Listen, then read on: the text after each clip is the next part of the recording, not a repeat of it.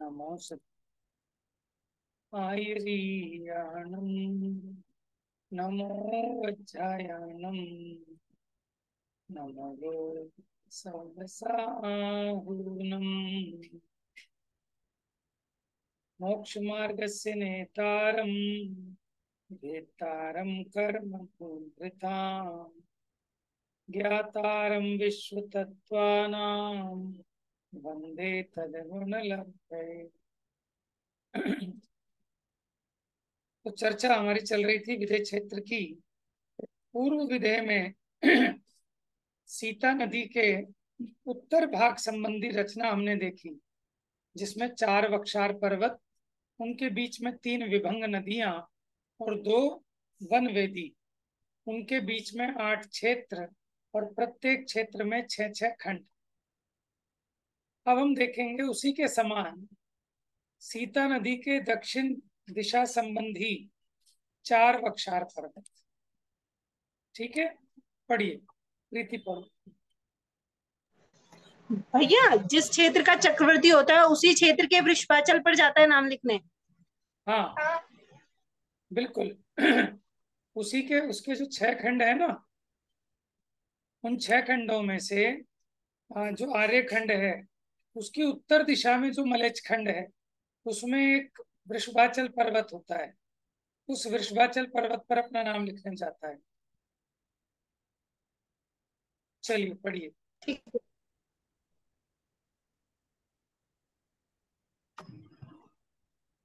पूर्व विदेह संबंधी सीता नदी के दक्षिण भागवर्ती 4 वक्षार पर्वत। सीता नदी के दक्षिण भाग में देवारण्यक वन की 500 योजन पूर्व पश्चिम चौड़ी, 1 योजन के 19 भाग में से 2 कला अधिक 16,592 दक्षिण उत्तर स्वर्णमय वेदी से आगे पश्चिम दिशा की ओर क्रमशः त्रिकूट, वैश्रवण, भैया दिखाई, अंजनात्मा, अंजन, ये 4 वक्षार पर्वत हैं। वे तीसरे निषधाचल के निकट 400 योजन ऊंचे हैं। उससे आगे क्रमशः एक एक प्रदेश बढ़ते बढ़ते सीता नदी की वेदी के निकट 500 योजन ऊंचे हो गए हैं। इनकी ऊंचाई, हाँ, ये सारा वर्णन बिल्कुल वैसा ही है जैसा हमने सीता नदी के उत्तर दिशा में देखा था। ठीक है, रिवाइज हो रहा है। दक्षिण भाग में देवारण्यक वन की 500 योजन पूर्व पश्चिम चौड़ी, माने ऐसे पूर्व पश्चिम चौड़ी। देवारण्यक वन कहाँ पर है?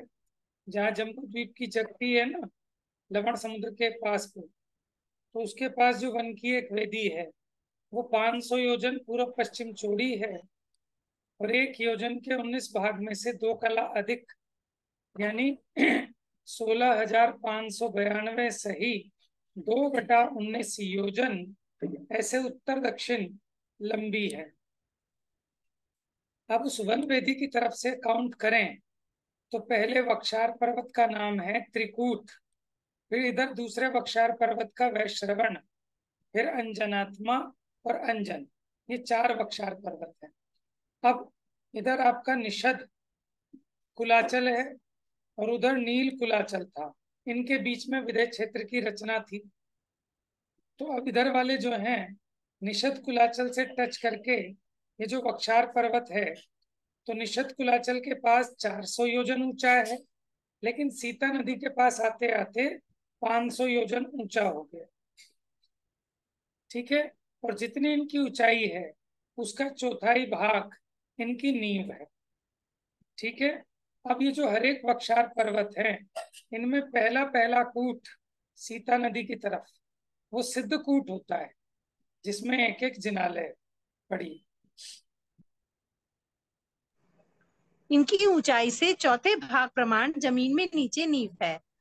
इनमें से त्रिकूट वक्षार पर सिद्धकूट, त्रिकूट, वस्ताकूट, सुवत्साकूट, वैश्रवण वक्षार पर सिद्धकूट, वैश्रवणकूट, महावत्साकूट, वत्सकावती कूट, अंजनात्मा वक्षार पर सिद्धकूट, अंजनात्मा कूट, रम्याकूट, रम्यकाकूट अंजन वक्षार पर, सिद्धकूट, अंजनकूट, रमणीयाकूट, मंगलावती कूट।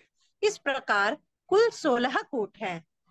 वे सभी पृथक पृथक 25 योजन ऊंचे, नीचे मूल में 25 योजन, ऊपर अंत में 12.5 योजन चौड़े गोलाकार स्वर्णमयी हैं।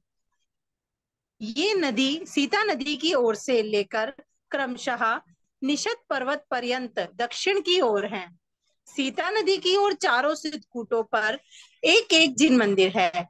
शेष 12 कूटों पर अपने अपने कूट के नाम धारक व्यंतर देव रहते हैं।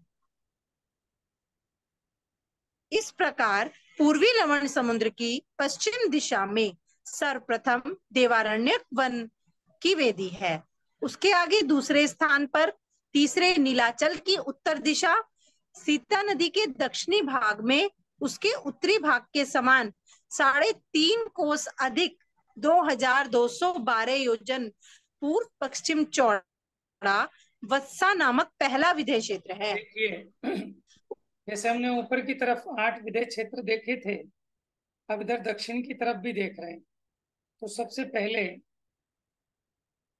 3.5 कोस अधिक 2212 योजन, ठीक है, यानी 2212 योजन लगभग पूर्व पश्चिम चौड़ाई है उसकी। ऐसे कितनी चौड़ाई हो गई?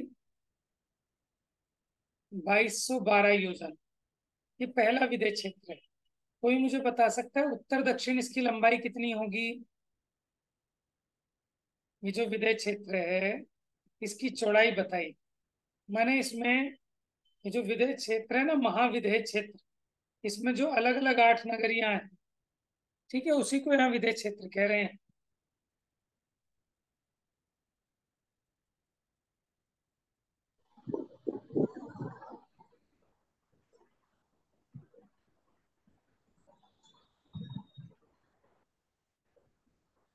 तो वत्सा नाम का पहला विधेय क्षेत्र है।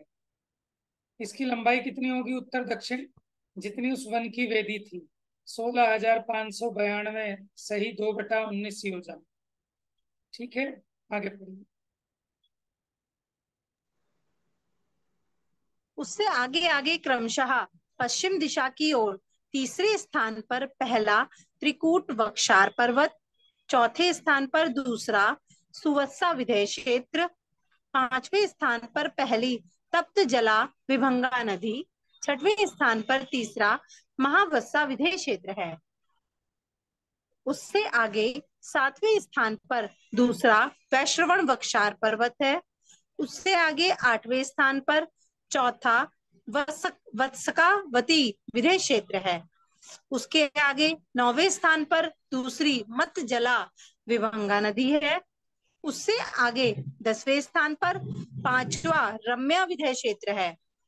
उससे आगे 11वें स्थान पर तीसरा अंजनात्मा वक्षार पर्वत है। उससे आगे 12वें स्थान पर छठवा रम्यका विधेय क्षेत्र है। उससे आगे 13वें स्थान पर तीसरी उन्मत्त जला विभंगा नदी है। उससे आगे 14वें स्थान पर सातवां रमणीय विधेय क्षेत्र है। उससे आगे आगे क्रमशः 15वें स्थान पर चौथा अंजन वक्षार पर्वत, 16वें स्थान पर आठवां मंगलावती विधेय क्षेत्र, 17वें स्थान पर पश्चिम दिशा की ओर पूर्वी भद्रशाल वन की वेदी है। इस प्रकार 4 वक्षार पर्वतों के दोनों ओर कुल 8 विधेय क्षेत्र स्थित हैं। हाँ जी, अब मेरा प्रश्न है ये 16 स्थान कैसे बनते हैं? मोटा मोटा कौन बता पाएगा? ये जो 16 स्थान बताए, ये 16 स्थान की काउंटिंग कैसे बनी? मोटा मोटा बताना है आपने।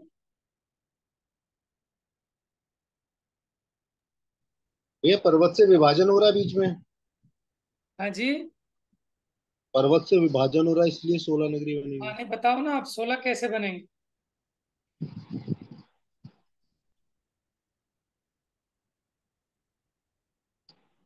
हाँ जी, कोशिश कीजिए।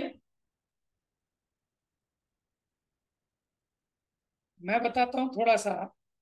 देखिए, आपको ऐसे बताना है जैसे दो तो वनवेदी आ रही हैं, ठीक है, बीच में 4 वक्षार पर्वत आ रहे हैं, उनके बीच में 3 विभंगा नदियां आ रही हैं। तो अब आप देखो कितने हो गए, 4 वक्षार पर्वत, 3 विभंगा नदियां, 7, 2 वनवेदी, 9, ठीक है, ये 9 हो गए। और इसके बीच में 8 क्या है, 8 नगरियां। क्षेत्र हैं, विदेश। नगरियां हैं। तो 8 और 9 17, ठीक है, ये 17 हो गए थे। 17वें स्थान पर पूर्वी भद्रशाल वन की हुई। आपको समझ में आ रहा है। अगर हम पूर्व दिशा की ओर चलें तो सबसे पहले देवारण्यक वन की वेदी, उसके बाद क्षेत्र, ठीक है, उसके बाद क्या होगा, वक्षार पर्वत, उसके बाद फिर क्षेत्र, फिर विभंगा नदी, फिर क्षेत्र, फिर वक्षार पर्वत, फिर क्षेत्र, फिर विभंगा नदी, फिर क्षेत्र, फिर वक्षार पर्वत, फिर क्षेत्र। यानी वक्षार पर्वत के बाद भी क्षेत्र, नदी के बाद भी क्षेत्र, यानी जहां जहां वक्षार पर्वत है, वक्षार पर्वत के राइट और लेफ्ट में, ठीक है, क्षेत्र है। फिर उसके बाद विभंगा नदी आती है। तो आप मोटा मोटा ऐसे याद रखना कि 2 वनवेदियां, 4 वक्षार पर्वत, उसके बीच में हर एक वक्षार पर्वत के बीच में एक एक विभंगा नदी। तो 3 विभंगा नदी, 4 वक्षार पर्वत, 2 वनवेदी, कितने हो गए, 9 हो गए। यानी एक तरीके से आप समझो 9 दीवारें हो गई, ठीक है, सबको मिलाकर। अब इन 9 दीवारों के बीच में 8 क्षेत्र बन गए। तो 9 और 8 17। चलिए आगे पढ़िए।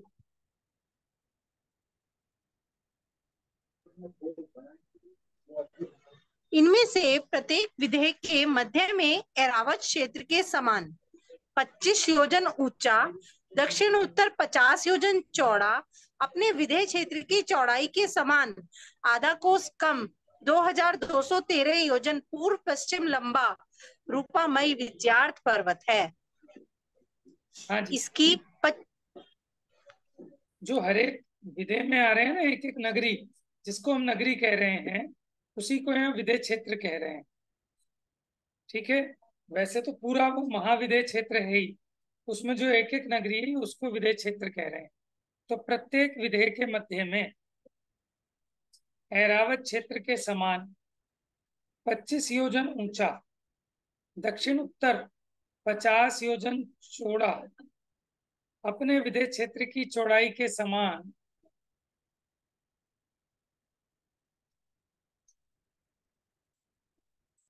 आधा कोस कम 2213 योजन, 2213 योजन पूरब पश्चिम लंबा विजयार्थ पर्वत। हमारे जो नगरी थी ना, उस नगरी के ऐसे बीच में विजयार्थ पर्वत है।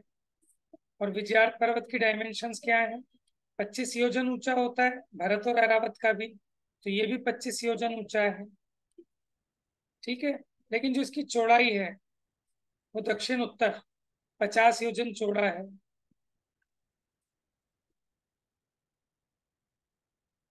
हम्म। और पूर्व पश्चिम कितना है, 2213 योजन, ऐसे। और इसके पास से 2 नदियां निकलती हैं। भैया आप म्यूट हो गए हो। नहीं, म्यूट तो नहीं हूँ। नहीं आ रही है आवाज, आ रही है आवाज। आपके नेटवर्क का इशू लग रहा है मुझे फिर। अभी आई है आवाज आपको, अभी आई आवाज, बाकी सबको आ रही है आवाज। हाँ भैया, हाँ जी क्लियर आ भैया। आवाज रही नहीं है। आ रही भैया। आ रही है, आ रही है। आप भाभी जी एक बार ना दोबारा से ज्वाइन करो, लीव करके। आप एक बार लीव करके ज्वाइन करो।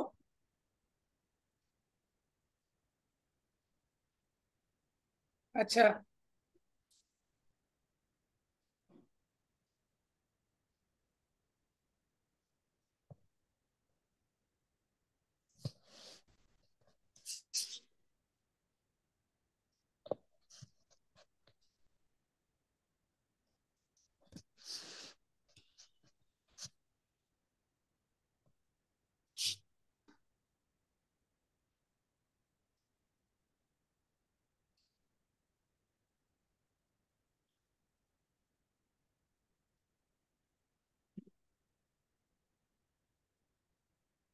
हाँ जी, प्रीति आगे पढ़िए।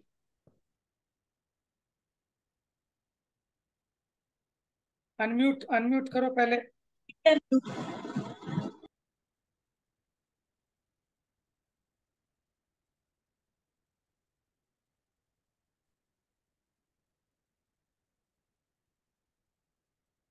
क्या वो अनम्यूट नहीं हो रहा?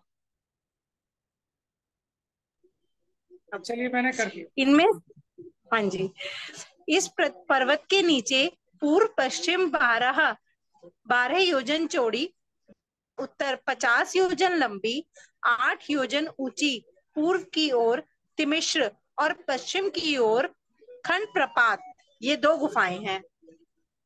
इन विधेय क्षेत्रों में रक्ता और रक्तोदा नदी बहती होने से प्रत्येक के 6-6 खंड हो गए हैं। हाँ जी, आपको याद होगा भरत क्षेत्र में हमने देखी थी 2 गुफाएं। तिमिश्र गुफा पूर्व दिशा की ओर है और पश्चिम की ओर खंड प्रपात गुफा है। 12 योजन चौड़ी और लंबी कितनी है? 50 योजन। कोई मुझे बताएगा इसका रीजन कि 50 योजन लंबी क्यों है गुफा?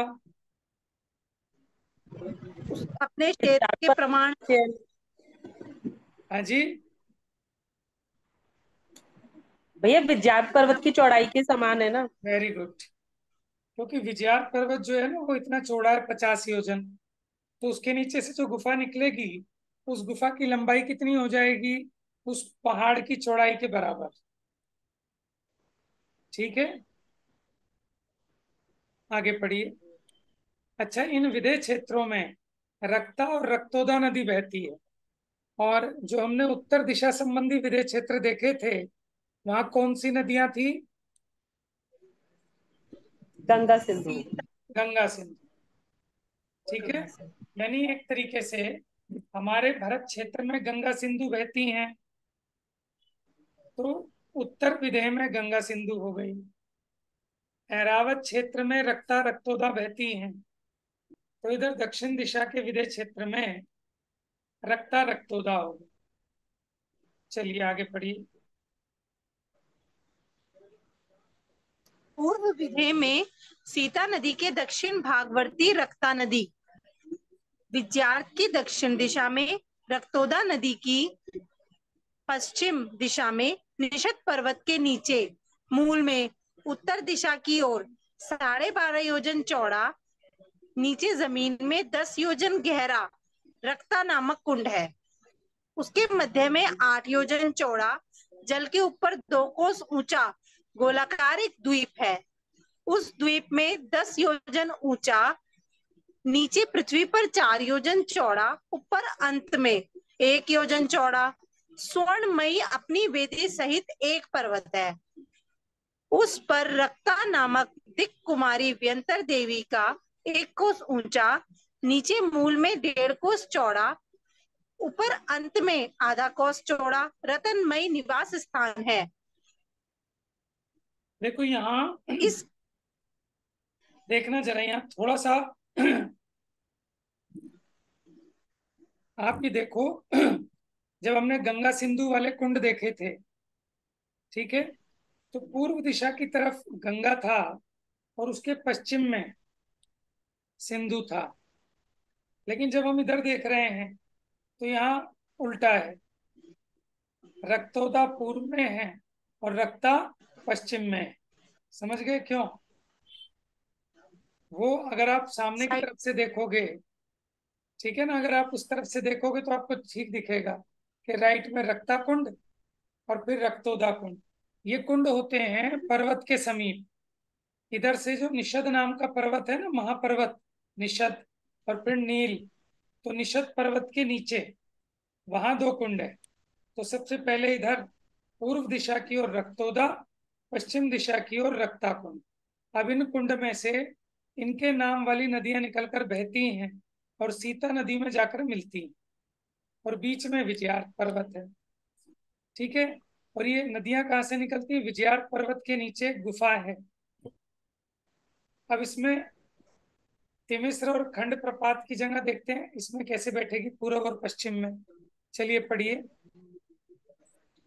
इस कुंड संबंधी वेदी में उत्तर दिशा की ओर 9 कोस ऊंचा 9 योजन चौड़ा एक तोरण द्वार है।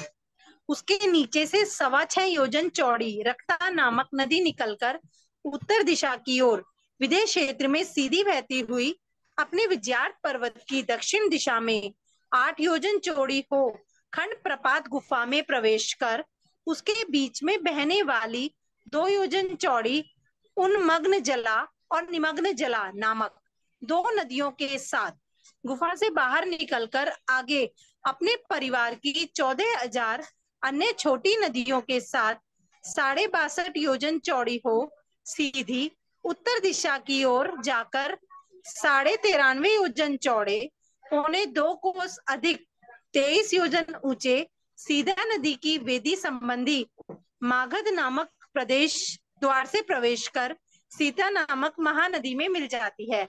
इससे प्रवेश करने और निकलने संबंधी दोनों प्रवेश द्वारों के ऊपर रक्ता नामक दिक कुमारी व्यंतर देवी के निवास स्थान है। देखिए कौन है? अब इसमें देखो गुफाएं भी उल्टी हो गई। जब हमने उत्तर दिशा में देखा था तो पूर्व दिशा की तरफ तिमिस्र गुफा थी और पश्चिम दिशा की तरफ खंड प्रपात गुफा थी, ठीक है। लेकिन जब हम इधर दक्षिण दिशा की तरफ देख रहे हैं तो जैसे नदियां उल्टी है ना, रक्तोदा पूर्व दिशा में है और रक्ता पश्चिम दिशा में है, उसी प्रकार ये गुफाएं भी उल्टी हो गई। माने रक्तोदा नदी जहां से निकलती है उस गुफा का नाम है खंड प्रपात, यानी पूर्व दिशा में हो गई खंड प्रपात और पश्चिम दिशा में हो गई तिमिस्र। ठीक है, थोड़ा सा डिफरेंस आया है। अच्छा, अब हम देखेंगे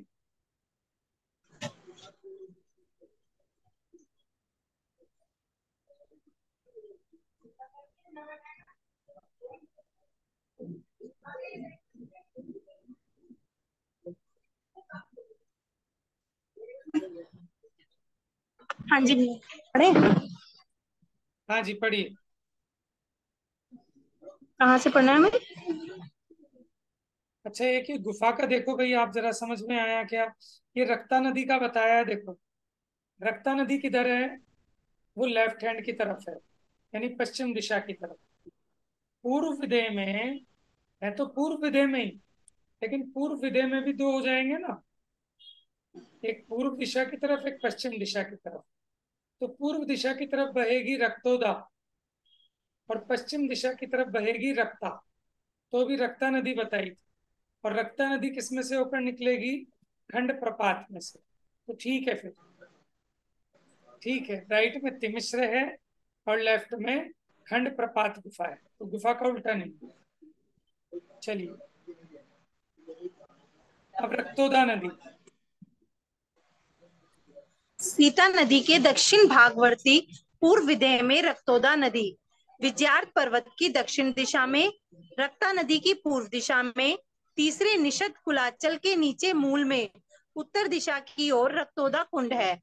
इस कुंड और नदी की रचना रक्ता के समान है। विशेषता इतनी है कि यह विज्यार्थ पर्वत के पूर्व दिशा की तिमिस्र गुफा में से बहती है। इन दो नदियों के कारण प्रत्येक विदेह 6 खंडों में विभक्त हो गया है। वृषभाचल विज्यार्थ पर्वत की दक्षिण दिशा में, निषद पर्वत से उत्तर की ओर, पूर्व पश्चिम रक्ता रक्तोदा नदी के मध्य 5वां मलेच खंड है।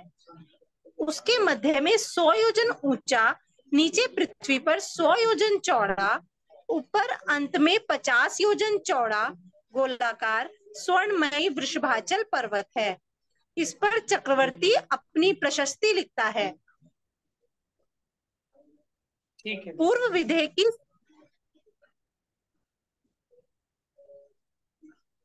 भैया यहाँ के विज्यार्थ पर्वत पे भी विद्याधर रहते हैं। आप कहीं का भी विज्यार्थ पर्वत हो, उन सब पे विद्याधर रहते हैं। विद्याधर राजाओं की श्रेणियां हो। हाँ जी पढ़िए। पूर्व विदेह की सीता नदी के दक्षिण भाग में आर्यखंड, विज्यार्थ पर्वत की उत्तर दिशा में, सीता नदी के दक्षिणी तट पर पूर्व पश्चिम रक्ता रक्तोदा नदी के बीच में आर्यखंड है। इसके बीच में 12 योजन दक्षिण उत्तर लंबी, 9 योजन पूर्व पश्चिम चौड़ी चक्रवर्ती की मुख्य राजधानी नगरी है। इसमें सीता नदी के उत्तरी भागवत चारों ओर कोट रूप स्वर्णमयी वेदी है। उसमें 1000 बड़े द्वार, 500 छोटे द्वार, 700 खिड़कियां हैं। इनमें रत्नमयी किवाड़ हैं। नगरी में 12,000 गलियां, 1000 चौराहे हैं। नगर के बाहर 300 बाग हैं। नगर के मध्य में राजा का महल और चारों ओर प्रजा के निवास स्थान हैं। आर्यखंड की इस नगरी से उत्तर दिशा में सीता नदी के दक्षिण की ओर इन दोनों के मध्य एक उपसमुद्र है। वहां स्थित टापू में 56 अंतर्द्वीप और रत्न बेचने तथा लेने के स्थान रूप 26,000 रत्नाकर हैं। 700 योजन ऊपर आकाश में भूत नामक व्यंतर देवों के नगर हैं। देखो सीता नदी के 700 योजन ऊपर हैं आकाश में, भूत नामक व्यंतर देवों के नगर है। नगर, ठीक है, यानी ज्योतिषी विमानों के नीचे हैं, क्योंकि ज्योतिषियों की जो रचना चालू होती है ज्योतिषी देवों की, वो कितने योजन से होती है? 790 से 900 योजन तक शायद। पढ़िए आगे। सीता नदी के दक्षिण भागवर्ती पूर्व विदेह की क्रमशः सुशीमा, कुंडला, अपराजिता, प्रभंकरा, अंका, पद्मावती, शुभा, रतन संचयावती, ये 8 नगरी हैं। यहाँ भी चक्रवर्ती आर्यखंड की उत्तर दिशावर्ती सीता नदी के निकट पूर्व की ओर रक्ता नदी के प्रवेश द्वार संबंधी मागध, पश्चिम दिशावर्ती नगरी के उत्तर की ओर जल में स्थित द्वीप के वर्तनु और पश्चिम दिशावर्ती रक्तोदा नदी के प्रवेश द्वार संबंधी प्रभास नामक व्यंतर देव को अपने अधीन करता है। इस प्रकार सीता नदी के उत्तरी भागवर्ती 8 विदेश क्षेत्रों के समान ही समस्त रचना इसके दक्षिणी भागवर्ती सुदर्शन मेरु से पूर्व दिशा संबंधी विदेह की जानना। इतना विशेष है कि वहां पूर्व भद्रशाल वन की वेदी से प्रथम विदेह की रचना है और यहाँ देवारण्यक वन की वेदी से आगे प्रथम विदेह की रचना है। देखो अब समझ रहे हैं इसमें क्या है। जब हमने उत्तर की तरफ की विदेह की नगरियां देखी थी तो हमने भद्रशाल वन की वेदी से स्टार्ट किया था, यानी सुमेरु पर्वत, सुमेरु पर्वत के इधर गजदंत पर्वत, उसके बाद भद्रशाल वन की वेदी, उसके बाद पहला नगर था, पहला दूसरा तीसरा ऐसे 8। ठीक है, अब जो दक्षिण की तरफ हम देख रहे हैं तो अब जो जम्बू द्वीप के पास, जम्बू द्वीप की जगती के पास जो देवारण्य वन की वेदी है, वहां उसके बाद से पहला नगर स्टार्ट हो, यानी उत्तर में लेफ्ट से चालू हुआ था पहला दूसरा तीसरा। ठीक है, और अगर नीचे देखेंगे दक्षिण में तो राइट की तरफ से स्टार्ट होगा। चलिए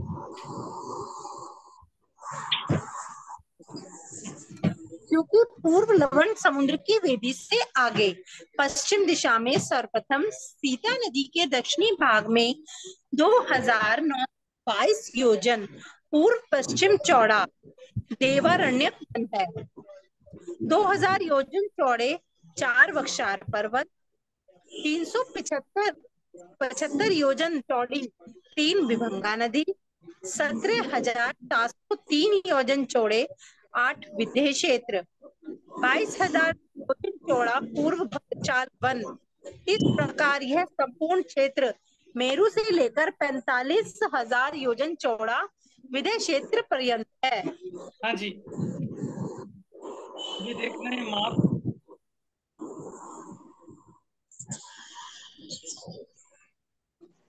पूर्व लवण भैया आंटी जी का माइक खुला हुआ है। हाँ जी, आंटी जी का माइक खुला हुआ है। अच्छा मेरा खुला है अभी। ठीक है। हाँ जी, ये देखिए, पूर्व लवण समुद्र की वेदी से आगे माने इधर राइट हैंड को। पूर्व लवण समुद्र की वेदी से आगे पश्चिम दिशा में सर्वप्रथम सीता नदी के दक्षिणी भाग में 2922 योजन पूर्व पश्चिम चौड़ा देवारण्यक वन है। तो जो वन है उसकी चौड़ाई कितनी है? 2922 योजन। ठीक है, 2000 योजन चौड़े 4 वक्षार पर्वत। आप इसकी कैलकुलेशन करके देखना, दोनों तरफ वालों की और सुमेरु पर्वत की। तो इनका टोटल आना चाहिए आपका 1,00,000 योजन, क्योंकि पूर्व से पश्चिम तक जो जम्बू द्वीप का विस्तार है वो 1,00,000 योजन है। ठीक है, हाँ। तो वक्षार पर्वत की चौड़ाई कितनी बताई? 2000 योजन चौड़े 4 वक्षार पर्वत, 375 योजन चौड़ी 3 विभंगा नदियां, 17,703 योजन चौड़े 8 विदय क्षेत्र, 22,000 योजन चौड़ा पूर्वी भद्रशाल वन। इस प्रकार ये संपूर्ण क्षेत्र मेरू से लेकर, यानी सुमेरु पर्वत से राइट में चलो तो जम्बू द्वीप की जो जगती है वहां तक कितना हो गया? 45,000 योजन। ठीक है, 45,000 योजन पूर्व दिशा में हो गया, 45,000 योजन पश्चिम दिशा में हो गया। कितना हो गया? 90,000 योजन। और सुमेरु पर्वत की जो चौड़ाई है नीचे 10,000 योजन वो है, तो 90,000 प्लस 10,000, 1,00,000 योजन जम्बू द्वीप की चौड़ाई हो गई कवर। ठीक है, अभी का समय तो हो गया है। अब 16 पश्चिम के विदय क्षेत्र। अभी हमने पूर्व दिशा में देखे थे, उत्तर के और दक्षिण के। आपको दिशाओं का पता रहना चाहिए, नहीं तो आपको कुछ समझ में नहीं आएगा। जब वो उत्तर दिशा कह रहे हैं तो मैप पे आपको समझ में आना चाहिए आपके सामने की तरफ, और दक्षिण माने आपकी अपनी तरफ, ऊपर नीचे नहीं होता। मैप में आपको दिखाई देता है कि उत्तर ऊपर दक्षिण नीचे, ऊपर नीचे नहीं है। उत्तर माने सामने, दक्षिण माने हमारी तरफ, पूर्व राइट में, पश्चिम लेफ्ट में। तो इन 16 पश्चिम विदय की रचना कल देखेंगे। आपका अगर कोई प्रश्न है तो 1-2-4 मिनट में हो सकता है।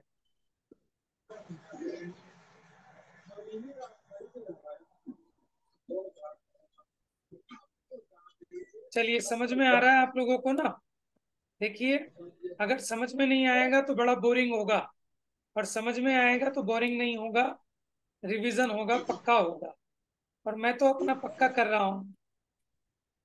ठीक है, एक एक चीज मैंने, जैसे हमने जो दक्षिण में देखी रचना वैसे ही उत्तर में देखी, तो हम इसको इतनी इतनी बार पढ़ेंगे ना, तब कहीं जाके याद रहेगी। चलिए, जा वाणी के ज्ञान से सूझे लो कालो, सो वाणी मस्तक नमो सदा देत हूँ धो।